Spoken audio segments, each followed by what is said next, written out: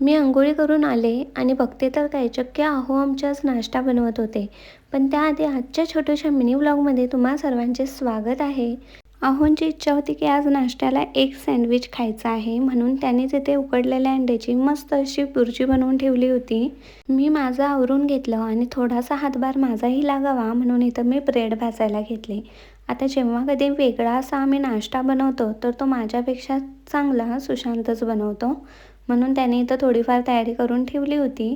त्यानंतर मी ब्रेडला मस्त असं बटर लावून खरपूस असे भाजून घेतले आणि जी अंड्याची बुर्जी बनवलेली होती ती त्यावर स्प्रेड केली आणि पुन्हा ते थोडे थोडे खरपूस असे भाजून घेतले. त्यानंतर दोघांनीही आम्ही नाश्ता करून घेतला.